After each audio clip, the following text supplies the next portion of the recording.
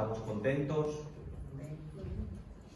como ya ha dicho mi padre, el pastor Justiniano, por poder contar con la presencia de Juana, y también porque tenemos de nuevo con nosotros a Janet, que hoy, como consecuencia del trabajo, pues últimamente no podía estar con nosotros, y eso es una gran alegría.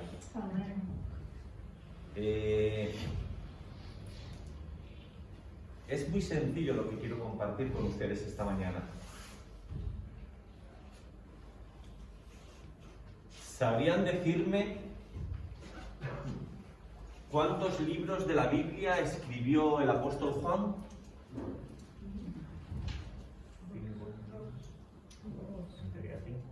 5. ¿Sí? 5. ¿El Evangelio de Juan? Primera, segunda y tercera de Juan. Y Apocalipsis. 5. Quiero leer un versículo de su primera epístola. Una carta extraña en su formato. Porque cuando la inicia, no se nos menciona a un destinatario concreto. Y cuando finaliza, no se despide. No deja saludos para nadie. Así que, más que una carta, parece un sermón, una predicación. Pero un sermón que nace del amor. ¿Del amor hacia quién? Del amor hacia la Iglesia. A los fieles que conoce. Esa carta será enviada a todas las iglesias donde Juan tiene autoridad, donde él puede desarrollar su ministerio. La va a escribir desde Éfeso, donde está pastoreando, en torno al 80, 90, 100 después de Cristo. Les dejo un abanico amplio porque ni los mismos comentaristas se ponen de acuerdo. Pero hay una motivación, Sofía, y es que él ama a la Iglesia del Señor. Pero estos no son cristianos nuevos. No están allí en Pentecostés escuchando a Pedro, recibiendo por primera vez el Espíritu Santo. Son cristianos de segunda y de tercera generación. Cristianos que están perdiendo la emoción y cuyo cristianismo se está convirtiendo en un hábito. Otra vez ir a la iglesia.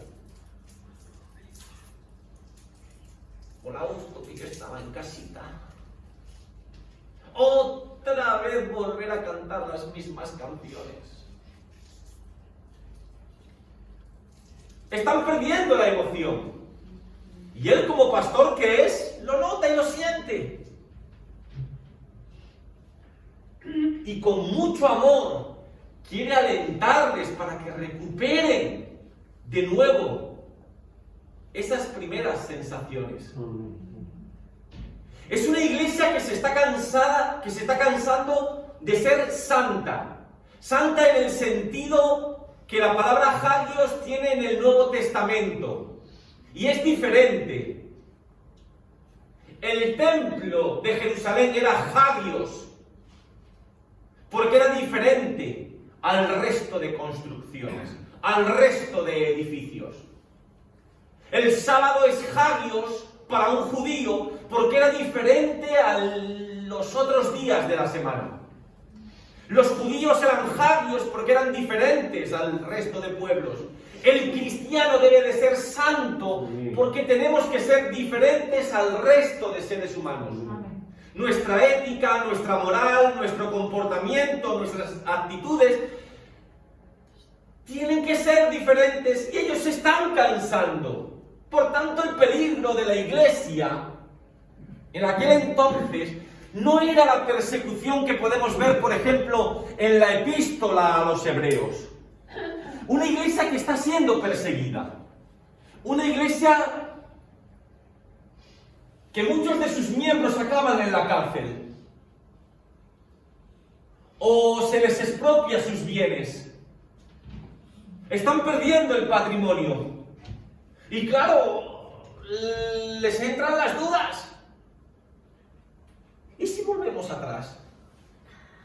¿Por qué no dejamos el cristianismo y nos volvemos al judaísmo? Al fin y al cabo la vida no nos iba mal. Esta iglesia no tiene un problema de persecución. Él no lo cita. El problema es la seducción, y no de la gente de fuera, que siempre estamos echando la culpa a los de afuera. Seducción que viene desde dentro de la iglesia.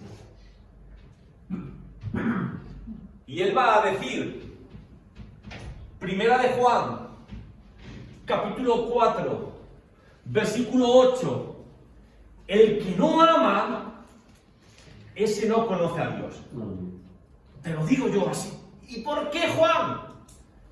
Porque Dios es amor. Amén.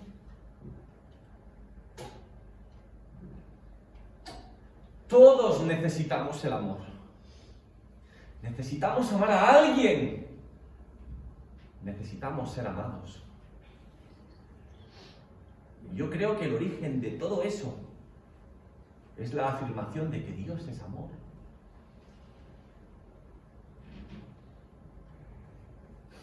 Hace ya muchos años, porque tú puedes preguntar hoy en día, ¿qué te falta? Tú pregúntale a Noelia, ¿qué te falta? Y ella te dirá, quiero un novio. Dile eso, papá, quiero un novio. Papá no me quiere nadie, dice. Mi hija, con lo guapa que tú eres, no me digas. A veces que eres demasiado estricta, porque no. Quiero un novio. Jacqueline, quiero un novio, la muchacha. Tú pregúntale a otro, ¿qué necesitas? Y te digo, oye, yo con 1 milloncito me arreglo. Sin embargo, los Beatles, en una de sus canciones, decía que todo lo que necesitas es amor. No lo voy a cantar porque doy pena. Pero tienen que confiarme que traducido viene a decir eso. Todo lo que necesitas es amor. No sé cuántos de ustedes, ¿el sábado te regalaron algo? Porque no me lo has dicho. ¿No? El sábado no te... No, es el anterior. El domingo. ¿Ah, fue el domingo? Ah, sí, estoy yo con el calendario. Vale, el domingo, claro. ¿El domingo te regalaron algo? No te he preguntado a ti. A ti, bueno. ¿Qué se celebró el domingo? El Día de los Enamorados. Y esa celebración recibe muchos y diversos nombres. El Día de los Enamorados. El Día de San Valentín. No te pregunto porque yo sé que tú no te estiras ni en la cama, pero... El pastor Justiniano no regaló nada. Para no perderme, el Día de los Enamorados, el Día de San Valentín, el Día del Amor y la Amistad. ¡Ay! ¿Y de dónde nace todo eso? ¿Alguien lo sabe? ¿De dónde surge? Allá por el siglo III. Había un sacerdote que se llamaba Valentín. Y él estaba en contra de un edicto de Claudio II, que prohibió los matrimonios entre jóvenes enamorados. Si tú te quieres casar, vale, porque vas estando pachope. Pero los jóvenes no. ¿Y saben por qué no? Oh, porque si estaban solteros eran mejores guerreros. No tenían vínculos sentimentales, no dejaban a nadie en casa. Y eso me recordaba a las palabras del apóstol Pablo a la iglesia en Corinto, donde dice el soltero que se quede como está, porque así se ocupa mejor en las cosas del Señor. Pero San Valentín, o Valentín, que no estaba de acuerdo, oficiaba en secreto matrimonios entre jóvenes enamorados. Claudio II, cuando se enteró, se lo cargó. ¿Saben qué día se lo cargó? No hay que imaginarse demasiado, ¿eh? 14 de febrero del año 270. Por rebelde. Por desobediente. Y de ahí nace Luciana. El asunto comercial, eso ya viene mucho después. Allá por la mitad de la década de 1840, una mujer muy avispada, Esther Howland, pues se dedicó a vender tarjetitas con motivos amorosos, con imágenes de parejas enamoradas. Y las vendía por apenas unos centavos en la librería que su padre regentaba en Massachusetts. Fíjense, de unas postales a lo que hemos acabado, ¿eh? Ahí tiramos la casa por la ventana, menos el pastor Justiniano, tiramos la casa por la ventana. Bueno, yo tampoco. El pastor Feliciano Yo tampoco. Es un problema de los pastores, ¿no? Pero se tira la casa por la ventana, ¿no? Ahí tenemos el tema. Ahí estamos. Claro, luego fue un jarro de agua fría, porque allá por 1962, cuando finalizó el Concilio de Vaticano II, los católicos lo retiraron del santoral. Cachis. ¿Por qué? Porque no sabían si la historia era del todo cierta. Y lo retiraron. Pero nosotros seguimos celebrando.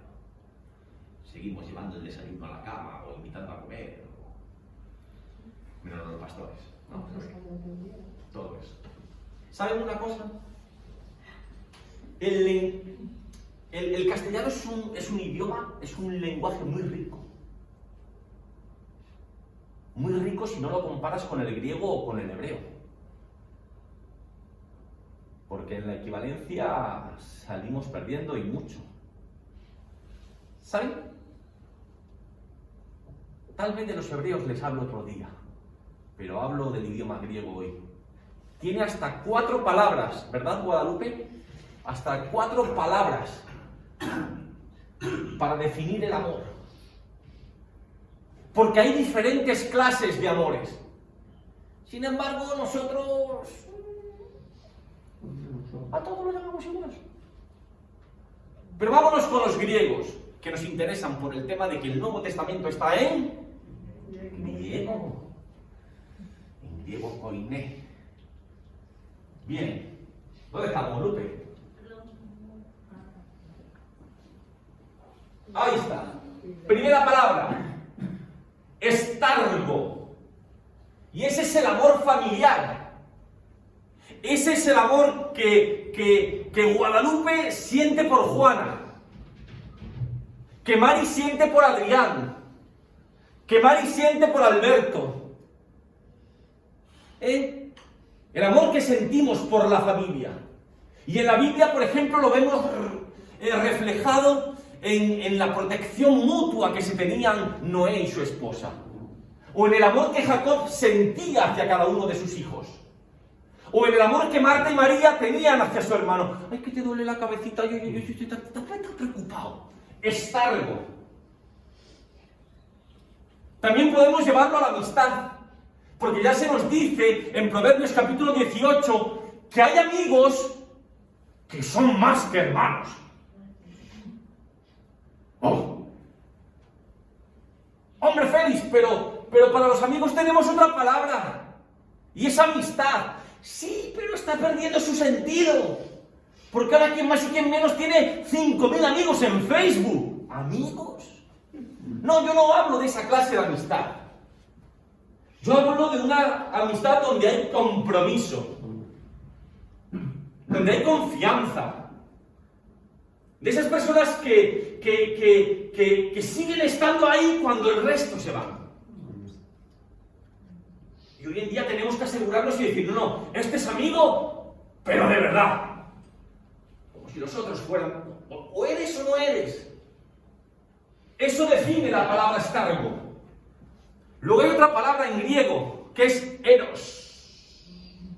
Pero eros tal cual no está en la Biblia.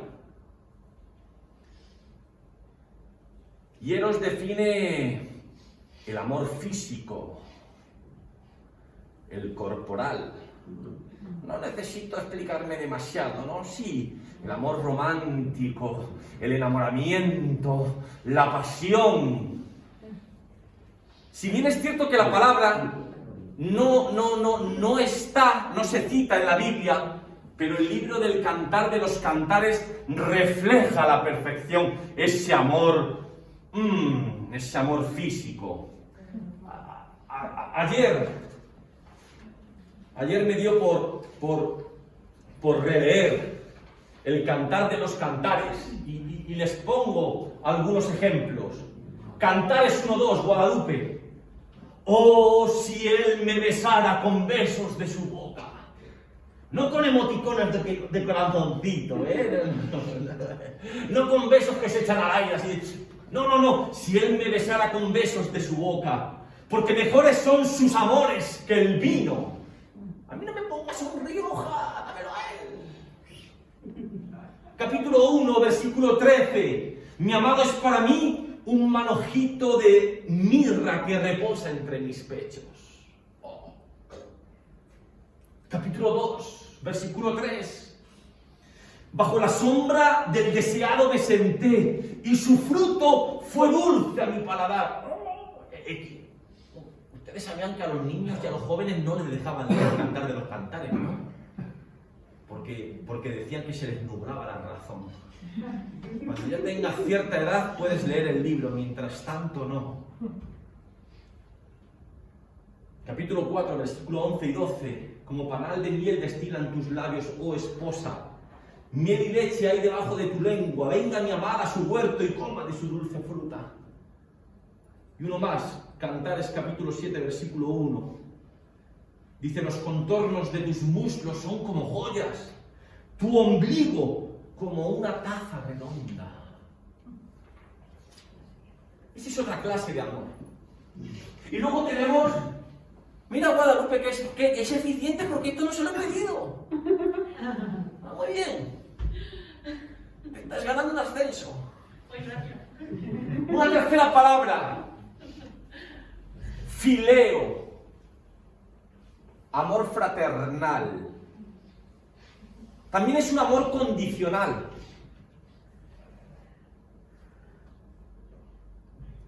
Que necesita de retroalimentación. Un amor que necesita de que el otro ponga de su parte para que yo siga estando ahí en la brecha. Es ese amor que uno siente cuando está bien con una persona. Es ese amor que tenemos que tenernos los unos a los otros. El amor al prójimo, el cuidado, la protección hacia el más débil.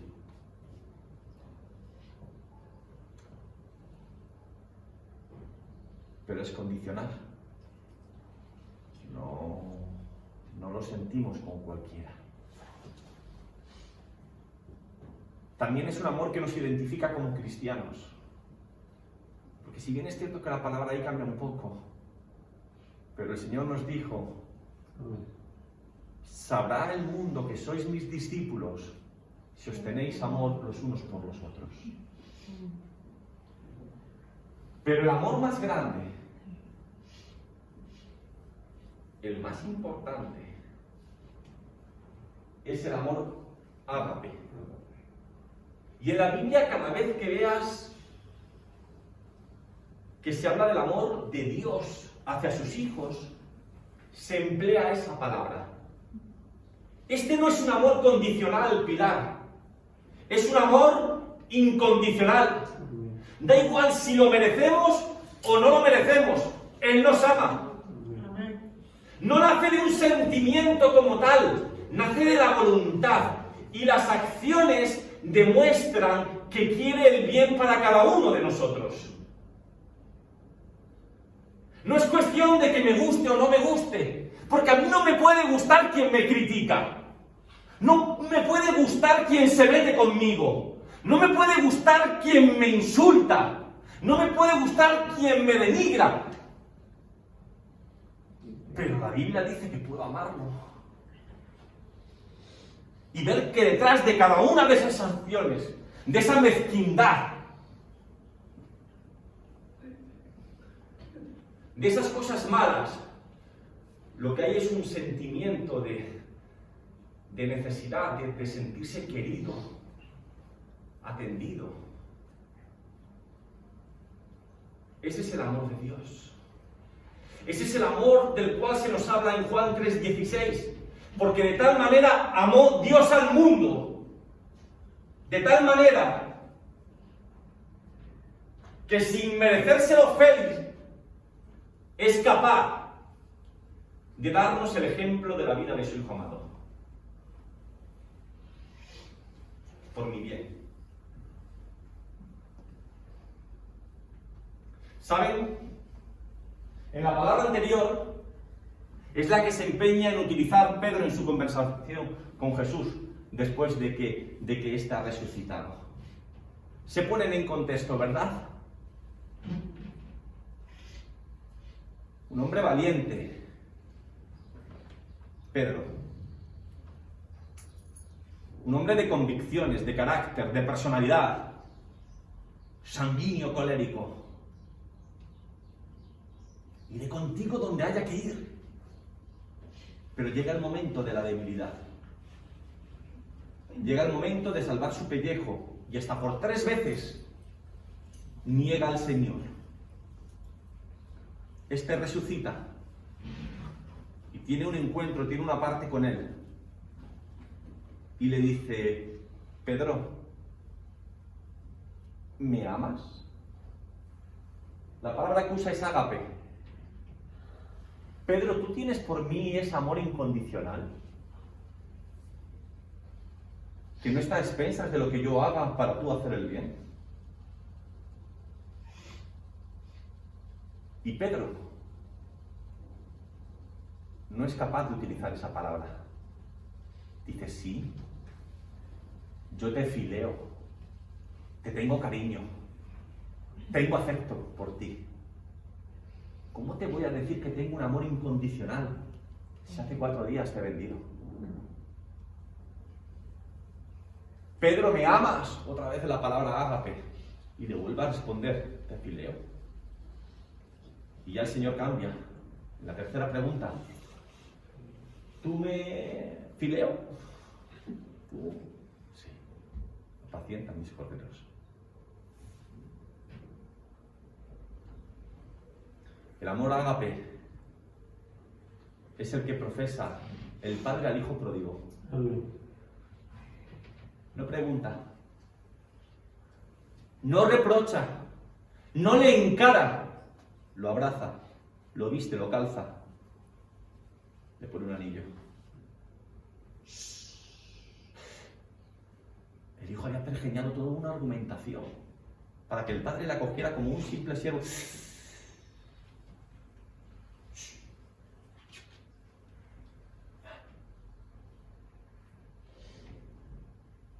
Ágape es el amor que expresa nuestro Señor en el Sermón del Monte cuando dice: amad a vuestros enemigos.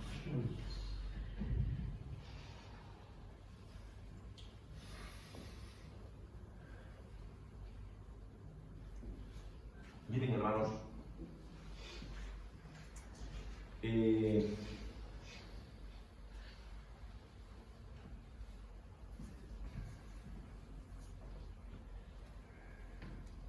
todos alguna vez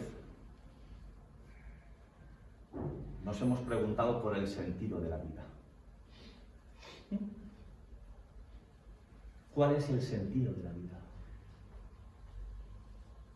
Y como buenos seres humanos, tratamos de encontrar respuesta a esa pregunta.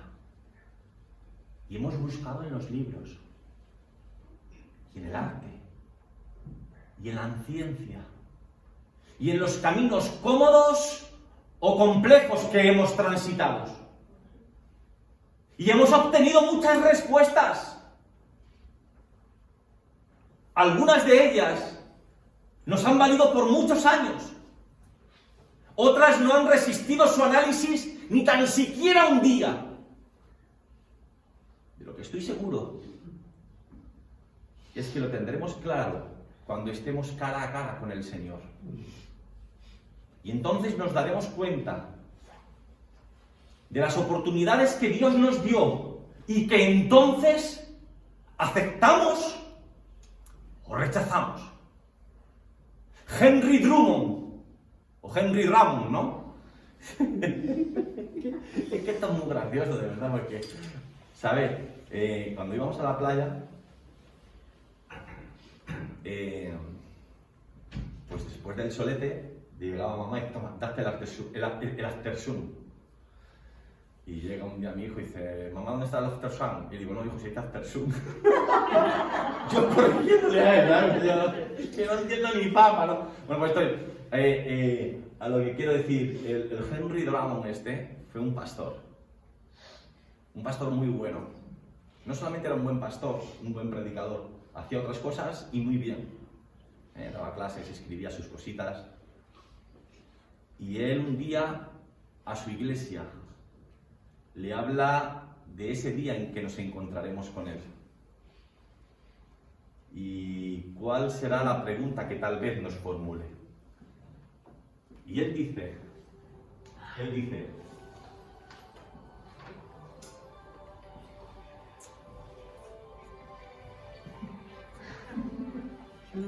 ¿qué quiere escuchar la historia también?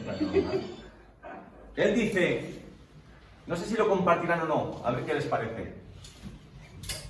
Dice, en ese momento, la gran pregunta del ser humano no será cómo viví, será esto sí, cómo amé. La prueba final de toda búsqueda es la dimensión de nuestro amor. No será tomado en cuenta lo que hicimos, en qué creímos o lo que conseguimos. Nada de eso nos será reprochado, pero sí nuestra manera de amar al prójimo. Los errores que cometimos ni siquiera serán recordados. No seremos juzgados por el mal que hicimos, sino por el bien que dejamos de hacer. Pues mantener el amor encerrado dentro de sí es ir en contra del Espíritu de Dios. Es prueba de que nunca lo conocimos, de que Él nos amó en vano. Como diría el apóstol Juan, el que no ama, no ha conocido a Dios. Termino en esta mañana con una historia.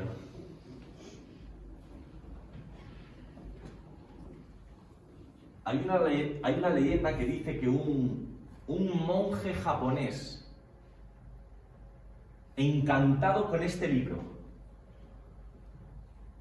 con el Tao Te Ching de Lao Tse, decidió juntar dinero para poder traducirlo y publicarlo en su lengua materna, en su lengua patria. Invirtió 10 años de trabajo y cuando podía ponerse manos a la obra porque tenía los recursos, una peste terrible asoló la región y con el dinero que él había juntado alivió las necesidades del pueblo. Cuando eso se hubo solucionado, volvió a partir de nuevo y por 10 años más volvió a trabajar. Y volvió a juntar el dinero que necesitaba para traducir del chino al japonés el Tao Te Ching. Pero en ese momento hubo un maremoto y cientos de personas se quedaron sin casa. Y él invirtió el dinero que había juntado para cubrir las primeras necesidades de esas personas. Pero no se rindió y volvió a trabajar duro y juntó por otros 10 años más el dinero necesario, hasta que al final lo consiguió. Los sabios dicen que este monje japonés publicó 3 veces el Tao Te Ching. 2 ediciones invisibles y una visible. ¿Saben? Y termino con esto. Este hombre luchó por su utopía, libró el buen combate. Tira el móvil, hermano. Si lo tira ya no suena. Este hombre, de verdad que concluyo, este hombre no perdió la fe, pero para cumplir sus sueños no se olvidó del prójimo. No se olvidó del prójimo.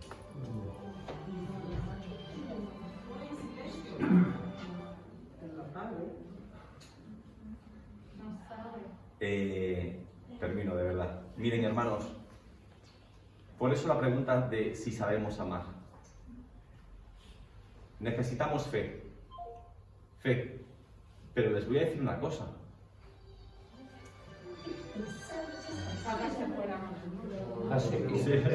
Y si no, ¿qué pasa al servicio? Miren, termino.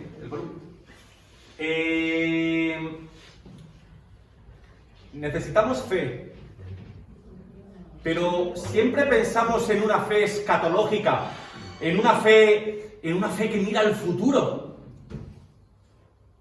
Y la fe, la mayoría de las veces cuando se habla en la Biblia, es una mirada al pasado. Es un darte cuenta de que Dios en el camino no te abandonó. Ninguno de los que están aquí necesitan fe para creer en el Señor. Porque si están aquí, es porque creen en Dios. No necesitáis fe para creer en Dios. Ya lo hacéis. Entonces, Félix, ¿para qué necesitamos fe? Para manteneros en el camino. Para eso sí hace falta fe. Cuando la vida te embiste, te arrolla, te deja a ras de suelo, necesitas la fe para mantenerte en los caminos del Señor. Por la fe fue justificado Abraham. Quiere decir, tú puedes mirar todo su recorrido y él era capaz de recordar su pasado.